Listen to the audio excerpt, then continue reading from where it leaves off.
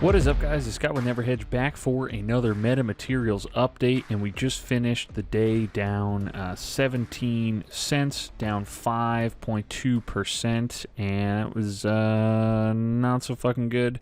No news out. I think the manipulation is getting pretty much out of hand at this point. We did have a little bit of a late rally here, and to end the day, the RSI was down to 42.05. MACDs have been looking not great all day. We're going to get right into the short interest on Fintel because it is going back up a little bit.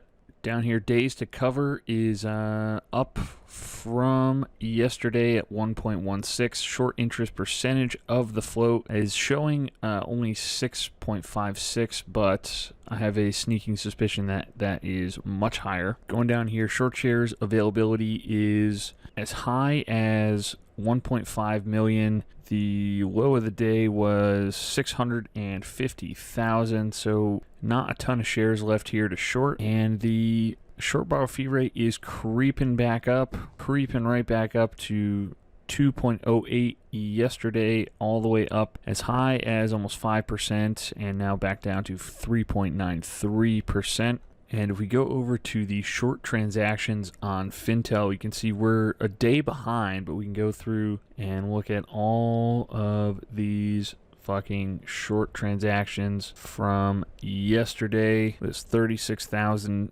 $38,000, $43.39.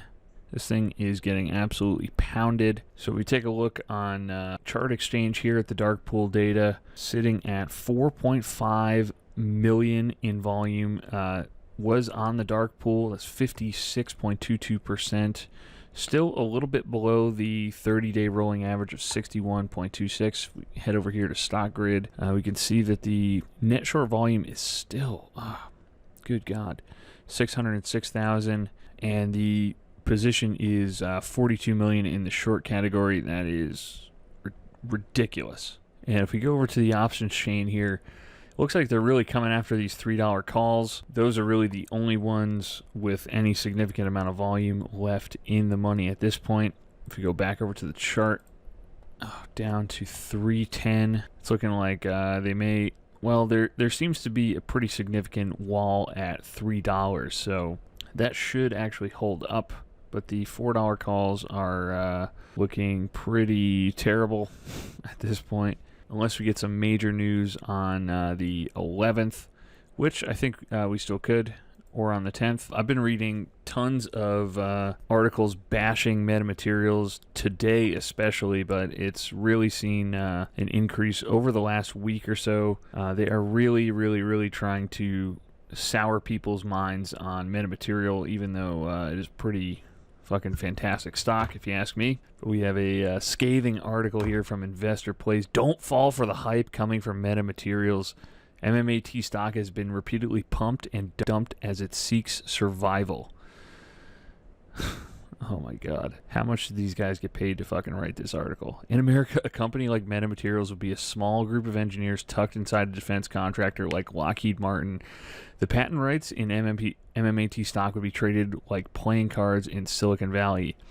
However, in Halifax, Nova Scotia, Metamaterials and MMAT stock is left to play all sorts of faintly smelly stock games to stay in business. The business here is materials research. It's intellectual property that might have relevance in defense, automotive, and medical fields if Meta can find the right partners. Sadly, this hasn't happened, and revenues have collapsed from nearly $1.3 billion in 2018 to just $2.5 million during the first quarter in 2021. It's the end of the line. But we do have some good news on dark pools, and the SEC is going to take a look at dark pools and how much of a fucking conflict of interest they are. Yeah, we have more FUD from Investor Place. We just got to some of that right now. Yeah, I've been reading these all week. These hit pieces on MMAT. Their latest piece is what we just went over, And right now, MMAT is caught up in a hedge fund and Wall Street games where the share price is being manipulated in buy-sell walls, dark pools, professional FUD accounts, and apparently FUD assistance from some financial news media. It is hard to believe that it is just bad journalism, or those that write the financial articles are really just that ignorant. Most investors here should at least have a very rough understanding of what metamaterials are at this point. The FUD author's major premise and closing statement is, if there were anything real here, a corporation or Silicon Valley hotshot would have swooped in and commercialized it by now.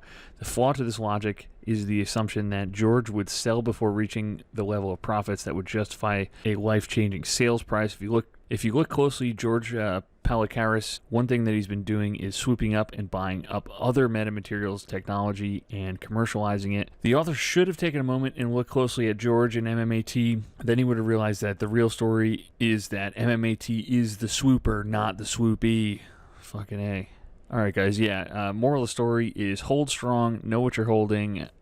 We've talked about this dozens of times on here, is that this is a legit company, and don't fall for the hype. Don't give away your shares for cheap. And with that said, that is just about going to do it for this one, guys. So as always, please make sure you're subscribed to the channel for more updates on metamaterials as well as other stocks and tokens we like. And I thank you guys so much for watching this far. I'll see you in the next video. It is going to get better on this. Just keep holding, guys.